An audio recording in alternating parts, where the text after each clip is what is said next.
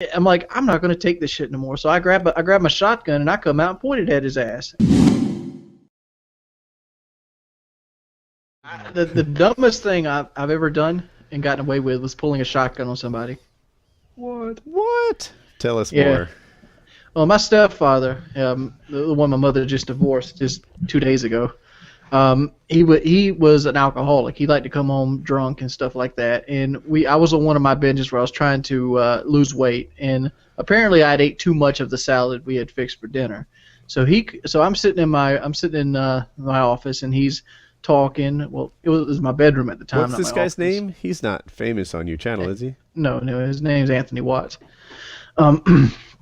But I'm sitting, double wide trailer, walls are thin. I'm hearing him sit there bad mouthing me, calling me fat and things of that nature. And he's drunk off his ass. And How old my mother's, at this time? Yeah. 18, 19. Okay. I'm sitting there feeling bad because I did overeat and stuff like that. But I'm like, I'm not going to take this shit no more. So I grab my shotgun and I come out and pointed at his ass. And he runs away and grabs a pistol, and he comes out pointing the pistol at me, and we have like a standoff. So I'm like, this is fucking stupid. I throw the shotgun down, but he doesn't put the pistol down. And we end up tussling, going on the floor, and the cops are called, and nobody presses charges. Okay. Damn, Wings, that's hardcore. Just trailer things. You were pointing loaded firearms with it. You were pointing loaded firearm at a drunk man pointing a loaded firearm at you. I was busting my GoPro out the other day, and like I'd forgotten that I used the GoPro for a little POV. Oh. And I had Kelly sitting here opening the file for me to get the video off of my wall. No. What was it? A little POV, a little porn. Yeah, but whose angle and what was happening? It was doggy style, and it was with Brandy. Oh, you're wearing it on your head. Yeah. Did you have it strapped on? Yeah, he's got it strapped on his head like fucking... Not just only he's got it strapped on. All I can picture when I see a GoPro strapped to somebody's head is like T. Martin like wearing it, like climbing up the side of a building somewhere. Hey, come on. Anybody that's ever had a GoPro has had the idea of POV sex with. No, I've never done that, man. I got a bunch of them. Or did you wear a harness? Was it a headgear thing? Yeah, or did you yes, harness he's got it right there. Strap it on your head for us, Wings. Show us. So you actually did that. Picture this, guys. No. Picture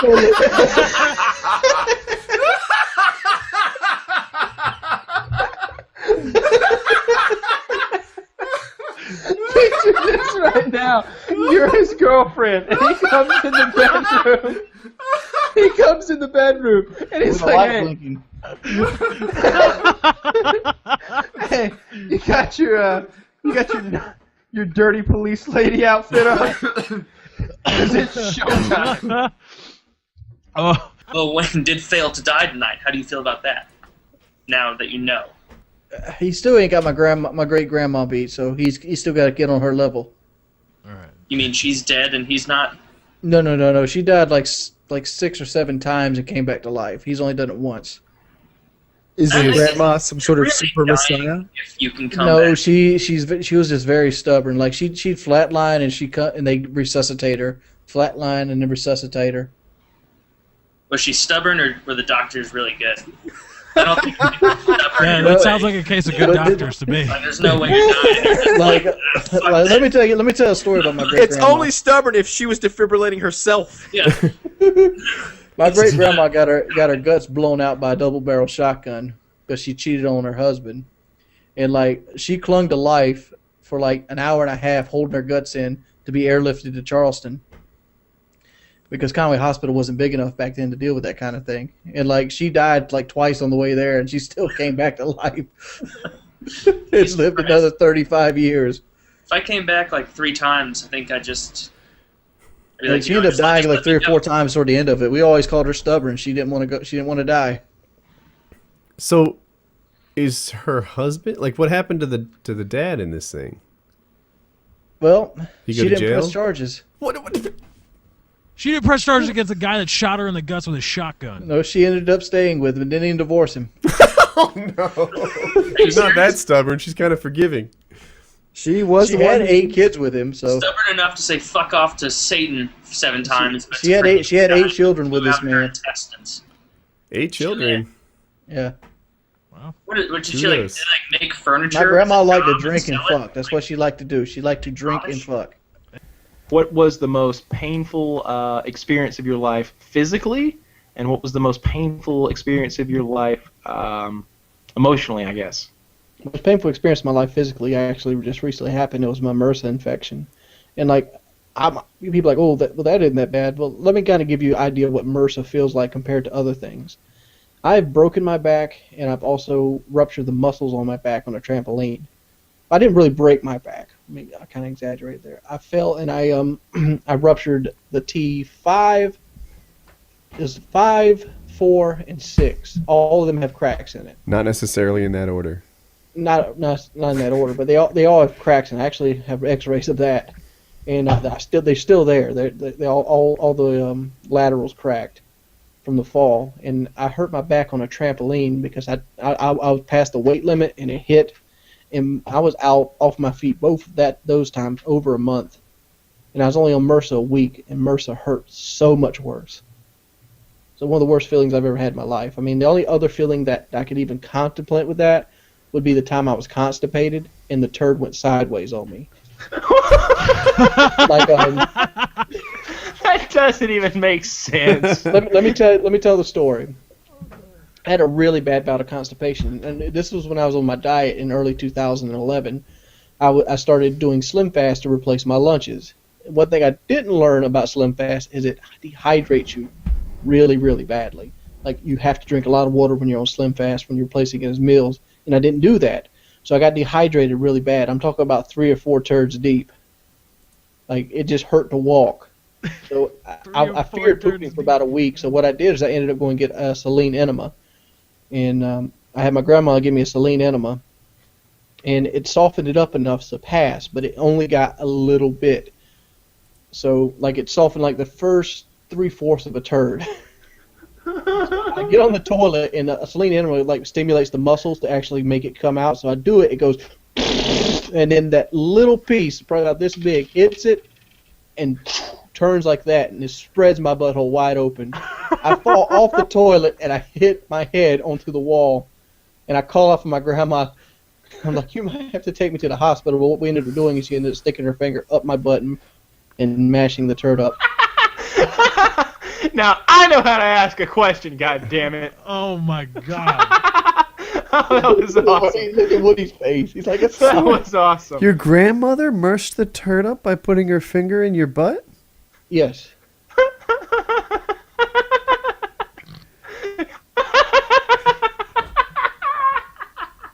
So are Wings got fingered by gangster grandma.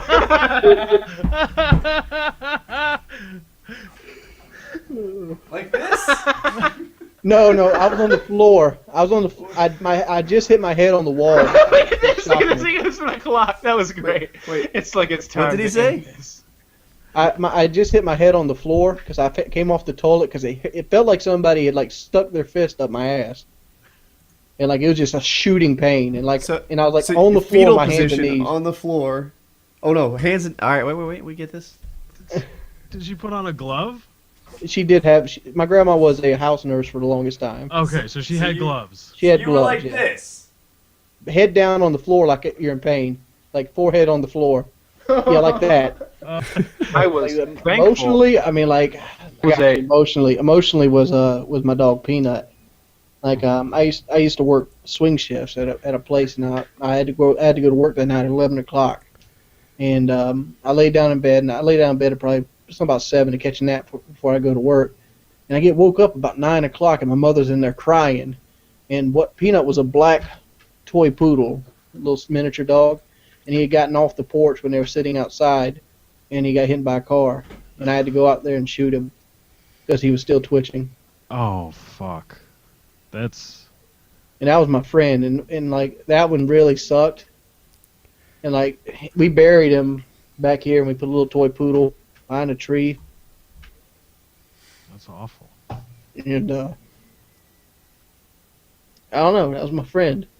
I don't think I ever forgave my mother for that one. That's why Ginger never gets to go outside. Wow. So that was a really emotional attachment you had to the dog. That sucks, man. I'm really sorry. Well, hey, at least you didn't freak out like my dad did that time to go on a killing spree. He killed every dog within at least 2 blocks. Yeah, that one sucks because like then I had to go to a job I hated. Like I literally, after doing that and burying him, I pretty much had to get in the shower and go to a job I didn't want to be at. Wow. And sit there, I had to think about it all night. And thing. I'm gonna explain this right here for you, Woody. The hood pass? I never got out of the hood. I'm a cheap motherfucker. Here's the thing. I make what we call YouTube. You have money. a designer bottle. I have a cup I stole. Wait, what was that card that you just showed? What is that? This is my ghetto certification card. That proves that I grew up in the hood. What he has is you can't out hood Hex. He wins if you didn't know. But what he has is a pass to get into the projects where he grew up as a kid.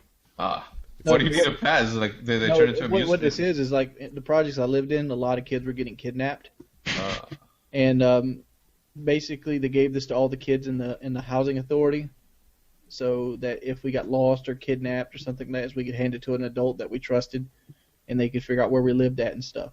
You ever get kidnapped? I didn't. Did you ever kind of wish you would, so it'd be kind of like an adventure? No, I didn't. But Or like terrible. I got all these badass stories. I mean, the last fight I was in, I spray painted the guy in the eyes. Oh, man. Ouch. Ouch. That's almost as bad as fucking The reason I was doing this because I was losing the fight.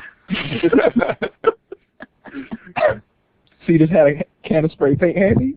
No, basically we got in an altercation, like an argument over a video game. It was real young. I was like 14 at the time, and he was 17, I think. And he was a lot bigger than me at that time.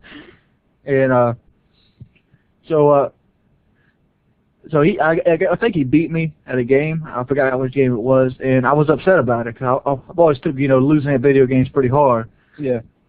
So I push him, and he pushes me back, and then I go outside, and we had like this little shed outside.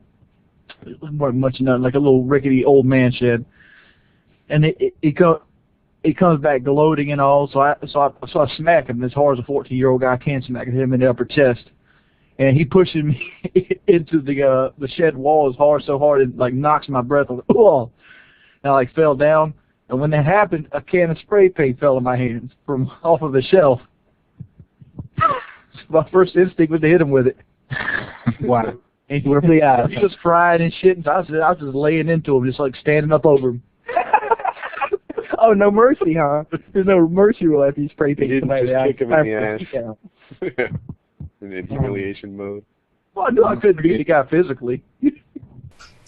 I'm thinking back to my biology teacher. His name was Lester, Mr. Lester. And that was the one his class. first name Mo? No, first name wasn't Mo. But he was a very feminine guy. And the reason I remember him so vividly is because it's the one class in high school I failed. And the reason I failed it, no, I didn't. I wasn't fucking up. The reason I failed it is because I always write with a pen. Like, that's what I did. I didn't like pencils. I didn't like the way the pencils felt. So I write with a pen. Well, he comes to his class. Well, you didn't really get to pick your teachers. You get put in their class. And he's like, all work must be done in pencil. I'm like, I only use pens. He's like, you bring me a pen, I'm going to give it a 0. Well, needless to say, I lasted about 3 weeks in his class. I did everything in pen. And when he called on me, I called him Lester the Molester. That's it. That's it. I didn't even know him when I called him the molester already. So I got you there. Why would somebody act like that? Like, why would you force a pen, like a You're pencil? right, man. You're right. I was never about that as a teacher. It was never those little dumb things that I hated when my teachers used to do that. I was never about that. Like, you think I give a shit if you're chewing gum in my class?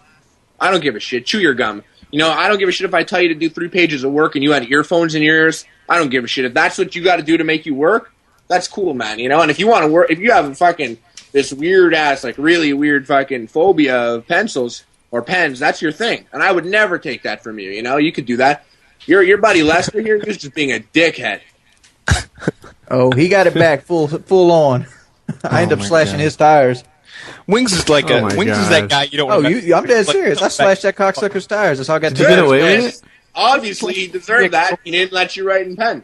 Yeah, absolutely. That motherfucker fucked my grade point average up. You think I'm going to let him go away with it? Fuck his ass. No, why didn't you just use a pencil? Because I can't stand him. It was a stupid rule, and stupid rules you got to go against. You got to stand for something, or you'll fall for anything. That's right. Oh my God, we're quoting country music on the use of a pencil. Now. I mean, if you let everything go by something simple like that, when it's stupid as shit, I didn't make that many errors, and if I did, I would X the whole thing out and start anew. If you don't want to see my fucking biology in fucking pen, go to fucking hell. The work is right. You should grade that work. You should not give that work a 0 because it's in ink instead of pencil.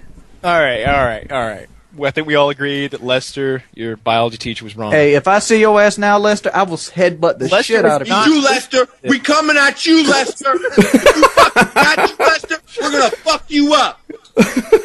And that's real talk shit. All these YouTube you think I'm lying? Conway High School. That bitch still works there too. Oh, well, that bitch fucked up. Here's what we're gonna do. We're gonna go to high school. Ask him about some Jordy Jordan. That's it. So let's do it. That's the next video. That's the collabo. We go to Lester and we just beat the shit out of him. That's the collab. We're going to shoot Lester with something and watch his head blow up like a pumpkin. Pens. Pen gun. We all stab him with pens. Yeah, that'll be the video. No. Here's what we're going to do. We're going to tattoo with pens inside his skin, like with the ink. We're going to tattoo our YouTube channels. See, here's what you got to do. You got to steal his car and then get it painted with a pen on the side. Oh, my God. Jesus Christ. So you were... How about we just steal his car and sell it? Take the money and split some hookers. You know what I'm saying, boys? How did we Harley, get back to hookers? Fast forward, I hope. Fast forward. I was 7 years old, and I was playing with a kitty cat. And it was a new kitten. We had tomcats, big orange tomcats, that run on our property. And one of them had kittens in the bed of a truck, and they were all kind of wandering out from their home, and they just eyes would open and stuff. So I was playing with them when I was 7. And I was playing a game of peekaboo with him. Like, I had a 5-gallon bucket, and I'd throw it up in there, and I'd go pick it up. Peekaboo, peekaboo, peekaboo. And what happened is I got called in for dinner, and I forgot to take the cat out from under the bucket. And then I come back the next day, and I kick the bucket over, and there's a dead kitty cat. One day is all it had in it? I think it baked in the sun. Oh, so this was a summer thing. Dehydrated. Yeah. Yeah, I think that food and water is what got it. And it's also very small. Yep. Damn, Wings.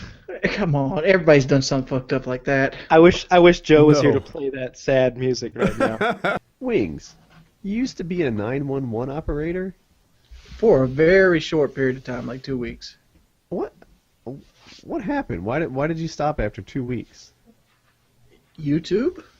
I did not back. That was when we were talking about the pay period where we didn't get paid for like 6 months.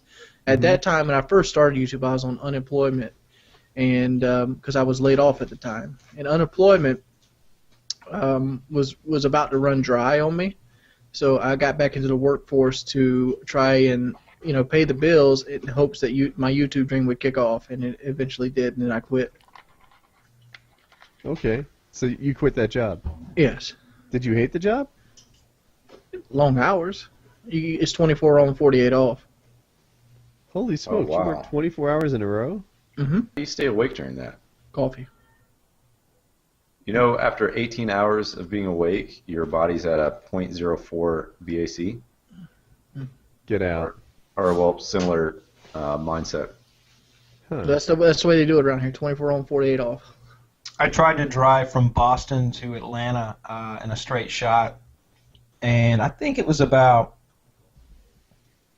19 hours into the drive after being lost for a while. That's longer than it normally takes. My hands were shaking, like genuinely, it looked like I had Parkinson's, seriously shaking uncontrollably. I had 5 monsters, and I was like, shit, I gotta stop. I mean, I wanted to man up and do the whole thing. You get some adrenaline with 911 though. like you get people that are scared, and you're trying to talk them down, and you got this rap sheet you got to go down, and there's certain things you can't do, like you're not allowed to hang up on them. If they hang up, you have to call them back. Did you ever want to swear at somebody that called 911? Like, shut the fuck up. Like, here's what I got to tell you to do. I think the worst one I got was a turkey. Somebody had ran over their husband's turkey with their car, and they called 911. It was an emergency for the turkey. That turkey was dead as shit. I imagine Wings being like, "I'll be right there," and like tucking a napkin into his collar as he runs out the door. So what'd you say to him? What'd you have to say? Did you have to... You gotta give them the standard answer. You gotta be professional. Like it was like, ma'am, this is 911. This is for people emergencies. I can look up the number for the local veterinarian's office if you'd like, but continued use of the service in this manner could be a criminal offense. That was pretty well handled, to be honest with you. Yeah. That's what you'd want. I'd like him to say, ma'am, this is for humans. Did that bother you, getting a call like that, or did that like? Dude, you get them all you basically, when you take breaks, you basically go over who had the loony calls. Really, you got lots of calls like that. Yeah, people call 911 for like busting the water. Like we had this one woman that when I worked there, she had like hot water. She turned it on and the water thing broke, and hot water started shooting up out of her spigot, and she like called 911 in a panic. Wow, I never thought of it that way, that people use 911 as just a cure-all for, like, oh, this happened in my life, I'm panicking. Yeah, call I've 911. seen that in my life. Like, I hate to make this generalization, but it's usually hysterical women that I've seen will do this, like, 911. And I'm like, just wait a don't minute. know. People this are is like, not a 911 emergency. And I think even inside of this minor emergency, we should stop and talk about just what a 911 emergency is, you dumbass. I've seen people call 911 over the most ridiculous thing, like snakes in your yard and shit like that. And I'm out there and I've like picked the thing up and gotten it out of the yard, and the cops are there like with tactical gear, like they're about to fight a king cobra or something. Of course. See, we wouldn't dispatch for a snake. You basically got to tell them to call animal control. It depends. If you're in a small area if you're in an area that has animal control, they send them. But if not, I've heard tales of the cops throwing, the cats that they're dead, the euthanized cats into the incinerators, and crazy shit like that. A lot of the animal control duties end up falling to the cops in small areas. I wish our cops actually did work for their money. Oh, wait a minute. Did you just say that you wish your cops were throwing dead cats in incinerators? When you work for 911 dispatch, you're actually in a government building. Mine was the M.L. Brown building. And the Horry County State Police was right there. Well, Horry County Police, not State Police. Does that job have benefits? It does. It has full city benefits, like a city job.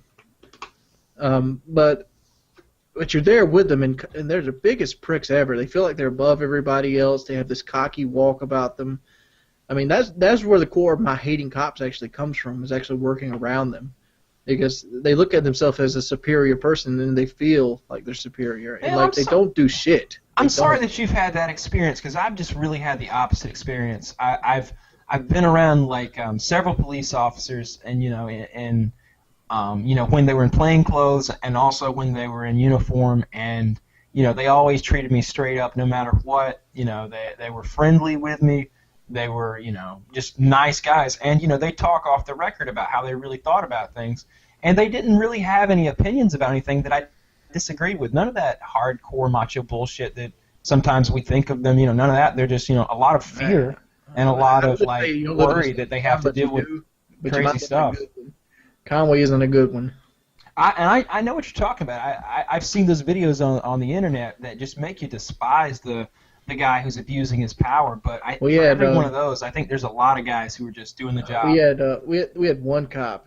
God, he was an Horry County cop, and he was like on like national TV because he freaked out on like an old black woman, and she drug her out the car window and pointed a gun at her. She was like 70 at least. Yeah, I see that stuff, and I just can't believe it. I can't fathom how that happened. How not just someone in a uniform who has responsibilities and has taken an oath and has all this sensitivity training in this day and age, I'm sure, And yet that's the guy who snapped and dragged a granny out of a car. You know, that's the guy that shoots some lady 3 times with a taser when she was, you know, refusing to show ID or something. Did you see that? Did you see the guy in Toronto who actually went to jail? I'm not familiar with what you're talking about. There was a shooting in Toronto on a tram, and the guy was holding a knife on the tram, and the whole night there was nobody else on the tram with him, and there was something like 21 cops around him, and a cop shot him 9 times. He shot him 3 when he was standing, and he shot him 6 times when he was down, and then they tased him. Oh man, I gotta say, I saw a video the other day of this jackass going ape shit in a subway somewhere, and he was completely naked, you know, grown man, like 38, 35, 40 years old, and he's literally chasing people in the subway, like swinging at them, not in like a crazy, confused manner, like he's fucked up. And I'm thinking to myself, like, somebody, you know, if somebody had a gun and they shot this guy, I feel like it'd be justified. This guy is like literally chasing people around like a fucking zombie. So I don't know what that guy did in Toronto, but it's odd that these people get shot and there's no video for me to see what led up to it. Well, you can see the video. That's why he got put arrested. Like the guy had no intention of going near them. He was like, okay, well if he just executed somebody, I'm not defending that. Yeah, he's probably 15 feet away with like 3 cameras on him because people were standing around with cell phones. I just always like to give the cops the benefit of the doubt. So here's the thing. I went and got some headgear and another set of boxing gloves and some mouth guards, but Wings isn't up for the boxing. He says that he's had a past head injury, and we don't want to aggravate that. So I wanted Wings to box was your head Jeremy. injury, Wings? My brother, is he right here? My brother cracked my skull with a bat when I was about 6. Like he was batting, he swung at the ball, and he let the bat go off his hand and popped me right in the head. That sounds like a normal childhood, though. Like, I got a bunch of those. Yeah, I remember the pain vividly, and I don't want to get hit again. But did you have to go to the hospital? Yeah, I did. I cracked my fucking skull. What did they do? They had to take a piece out because of brain swelling. They took a piece of your skull out? That's pretty serious, bro. God damn. Did they replace it with something else? Yeah, well, eventually they put it back. They put the piece of skull back? Yeah. So they just hold it? They just like hold that piece of skull somewhere for you and tell you to come back in like 3 weeks? No, when you get better, when the brain swelling goes down. How long did that take? How long did that take? I was 6. Ask my mother. Shit, we gotta get your mother on. Yeah, but I really damaged my head back then. I don't want to re-aggravate it. I boxed with Jeremy, and I was very happy with the outcome. I whipped Jeremy's ass. Get out, Yeah, because Jeremy was nice enough not to body shot you. Oh my god. Jeremy wasn't even close to me. I was tapping him in the forehead over and over. I popped him in the nose and he quit. I told Jeremy what I would do if I was you. I'd get you in the ass corner because you kept backing up towards it. Well, if you would like to put on the headgear. Here, Jeremy, here's what you got to do. You got to get behind him and get him in a chokehold. And then when the fight starts, you'll be in a good position. And this is where you pull out your switchblade. Twice under the 3rd rib, he's done. So you get your mag light full of D batteries. You just beat on him. You're making fun of my fighting tactics. They work. You know what the funniest part is?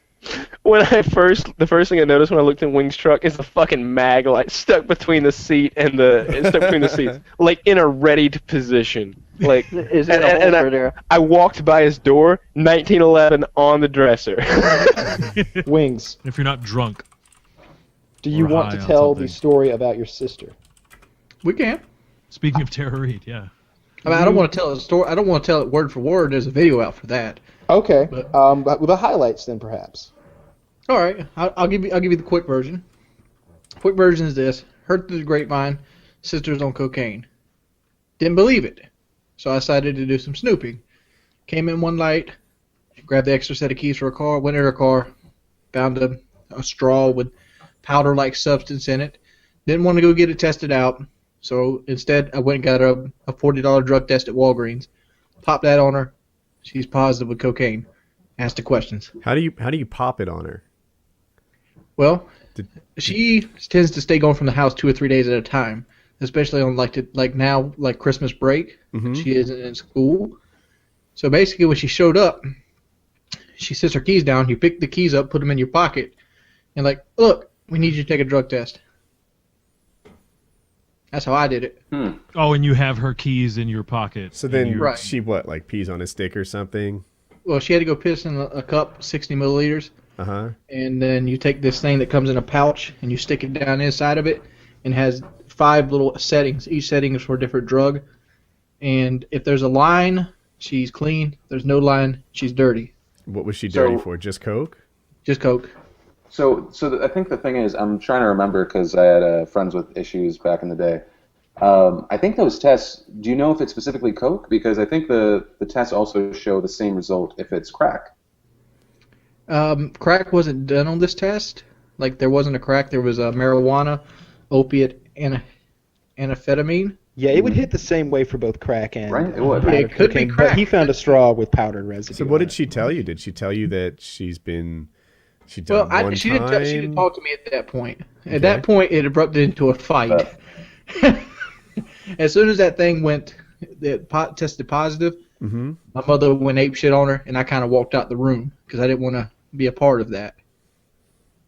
Does that make sense? I follow. So, and when was this? This was New Year's Day we did the test on. I popped the test on New Year's Day because I didn't want her to go out on New Year's night and her be experimenting with drugs. Because one, I live at the beach. I live in a town called Myrtle Beach. Well, I live outside of Myrtle Beach, but I live in the general area of it. So the beach is accessible. But during the New Year's and big holidays like that where people party, we have a lot of traffic stops. Like, they'll just check for drunks, they'll check for people. And dude, you go through there high on cocaine, you got cocaine sitting in the back seat. She's in jail. I can't help her there. Well, that's an immediate felony charge. But right? wait, you caught her on the 1st, right? I caught her on the 31st. Oh, and that's why you kept her in on that night. Yes. I wanted to pop it on her that night, so if she is doing it, we could stop her then. How did she react? Like, what Very has been poorly. her reaction? Very, very poorly. Like, she reacted in a way that startled me. Like, she reacted like it wasn't that big of a deal. Like, she basically let me know that she didn't know how big of the deal what she did was. And I started pointing out to her people that in our lives that drugs have ruined their lives. Like, I don't want to give full names, but we have a girl named Candy, which is I don't know how she's related to me, but she's related. But she was like the homecoming queen for Conway High back when she was in high school, and had 3 cars by the time she was Taylor's age, brand new. Had a big new house by the time she graduated high school. And then she got hooked on opiates, which are like pain pills and things like that. And now she's selling herself over there on the boulevard to try to get money to get a pain pill. How much? Yeah, she was a homecoming queen, you say, right? I don't know how much she cost. Yes, but you she doesn't do. look like a Just tell homecoming us. You're telling me there's a homecoming queen selling herself on the boulevard and you don't know how much? First off, she was homecoming queen like 11 or 12 years ago. All right, that's what we're talking about. That's only 29.30. That's not that bad. Come on now. Yeah, but the difference is she doesn't look like a homecoming queen anymore. She's really ragged out. I'll be the judge of that, hater. Not all as superficial as you are, okay? Yeah. I'm a 400-pound guy, and she's not even up to my standards. Debt Have I free. told my fall story? I think I have. Your fall story? I don't know, Yeah. dude. It's recycle story night. Bring it. I'm sort of thinking, man, falling off a ladder onto a table, who has a worse fall than that? And I'll be like, I do. Oh, I know this one. It's involved. It's from work, right? Yeah, it's a work fall. For those of you that know, I worked on a melt deck before I did YouTube. And what a melt deck forget does... it. You've never had a real job. Grr, yuck, hater. Yeah. And what a melt deck does is you basically keep a hold furnace full of molten metal.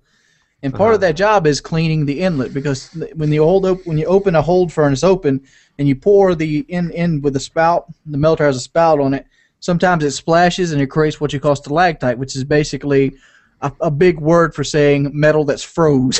So it's basically a big slob of metal. Mm-hmm. So you have to go out there and you have to take a metal bar and just chip it off and make sure the inlet's clean, so the next person that comes along on the next shift or whatever doesn't break the spout off into the hold furnace and stop the production line. Because So let me interrupt you for a second. And I don't mean Look, you were the guy who was the male dick operator, and I'm just a amateur welder. But is it slag or stalactite? It's they call it slag. Yeah. Okay, go on. But it's the same thing. Okay. Stalactite is the technical term, I'm assuming. Slag is the what the blue collar guys like. Yeah, we call it slag, but it's stalactite, whatever. But you open it up on the inlet, so that's the reason I'm out there. That's why I'm laying this part down here. So basically, we have this new line come up, and we do not have all the safety features down pat on the line. So the engineers come up with this platform that's supposed to be able to allow us to clean the inlet and keep that line running, even though it's not ready to be running. Like, they basically had to come up with this platform so they can get the thumbs up to have the OSHA guys come by and say, yeah, this line's safe enough to operate. That kind of thing. So they cut corners on it. Well, to put the platform on, you have to have a human take a crane and put the platform on the front of the melter. And keep in mind, this platform is probably, I don't know, 25 by 15. It's a huge platform. Probably weighs 6,000 or 7,000 pounds. And so a person is operating a crane that puts the platform in place, and then you can start walking on it. Yeah, there's like two hooks. I'm trying to do it with my fingers, like my iPhone. But there's a hook, and it seats in the hooks kind of like that right there. And it uses this weight to stay on the melter. Well, to do that, you got to take these things called slings. They're like straps. You put the slings on the end of the safety bars, the rails, or whatever, and you place it in place. And somebody has to walk onto the platform and take the slings off the hook of the crane that placed it there.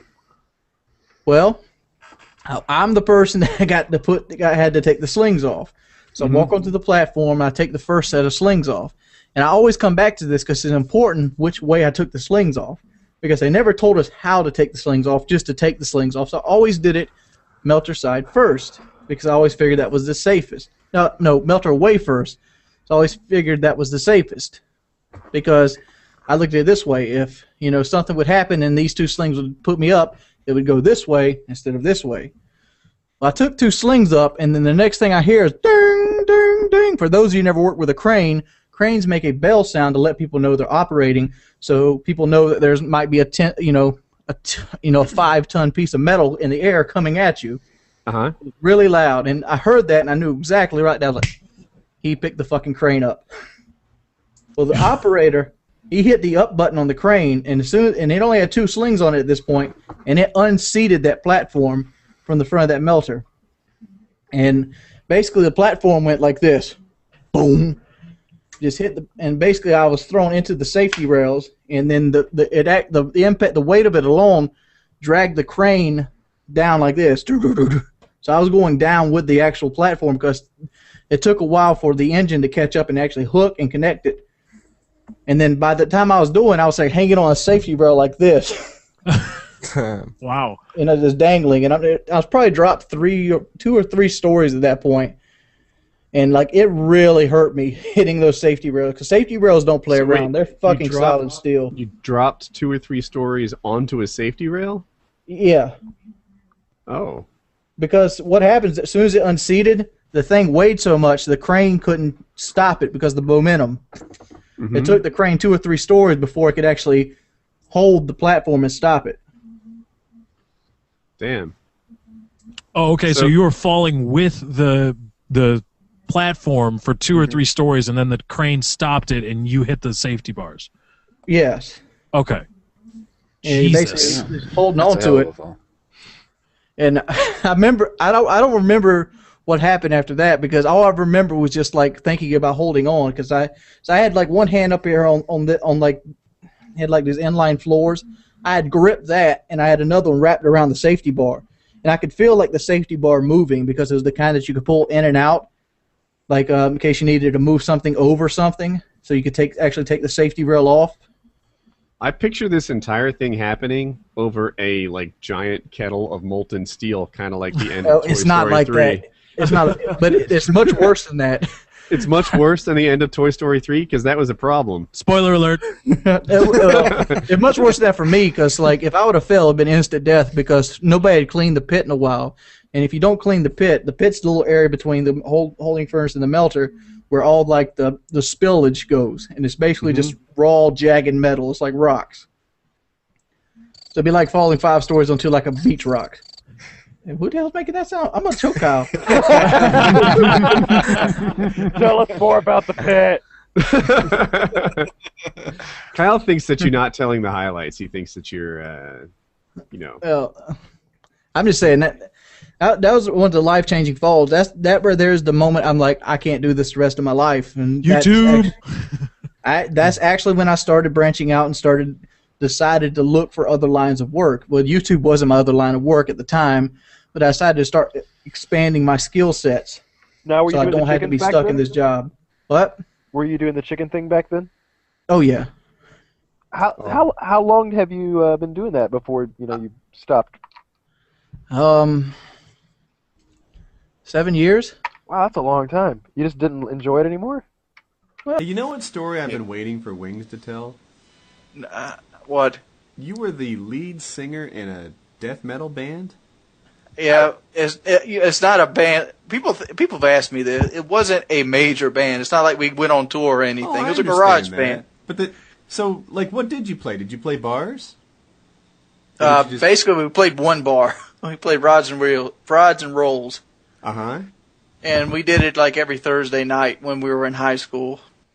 Oh, so one bar, I had this impression it was one gig, but no, you did it for some period of time. We did it for like 2 months before we broke up. And we were basically a cover band. We do like AC/DC kind of stuff. And we do it in death metal. We did like War Machine,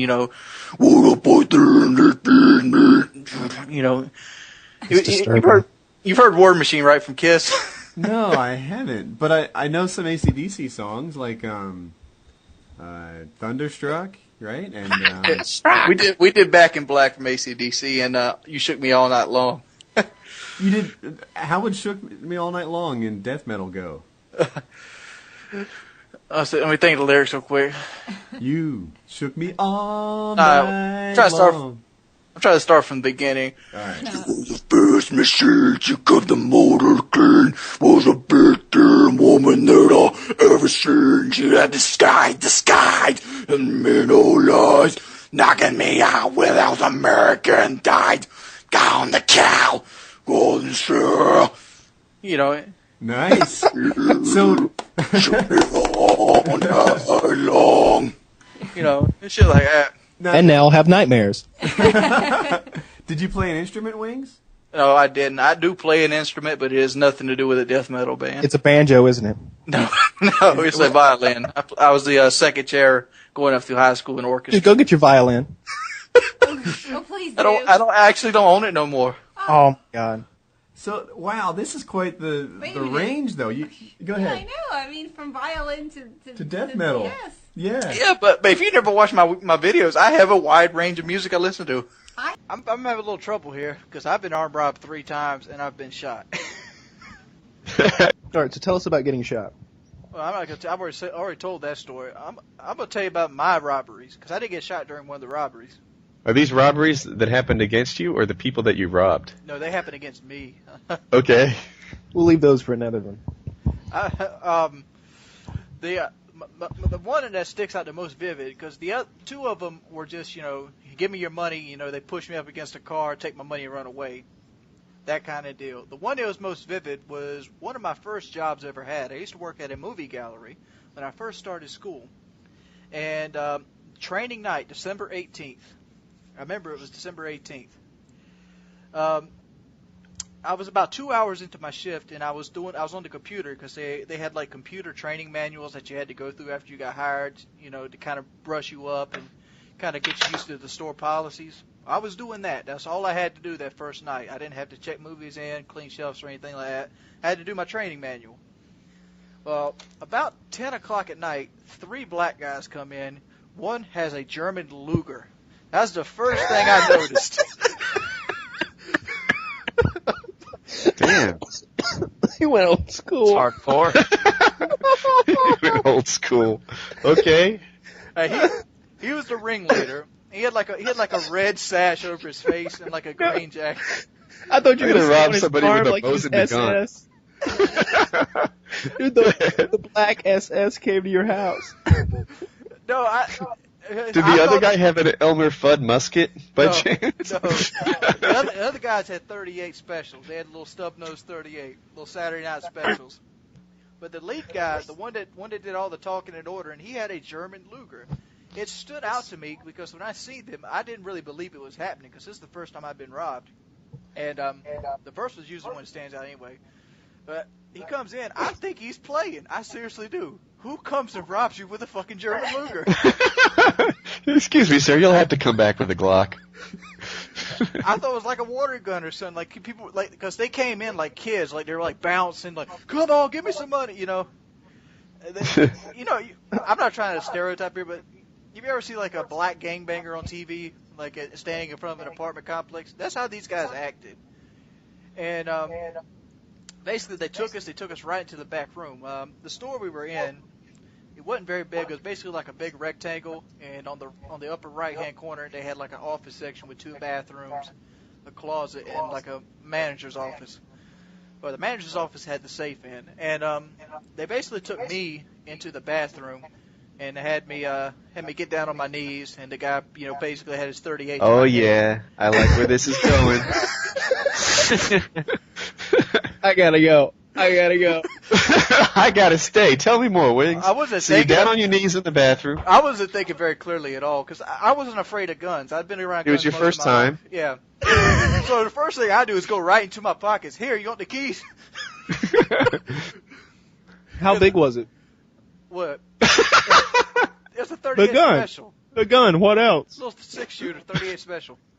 All right, go ahead, Wings. But I'm not. Normally, you wouldn't want to go into your pockets with a guy with a gun to your head. I didn't know if it was loaded or not. I was kind of just, I'm just going to do what they tell me. I don't give a fuck about this company's money. Here, you need me to help you take it out to the car with you. I don't want to strain your back.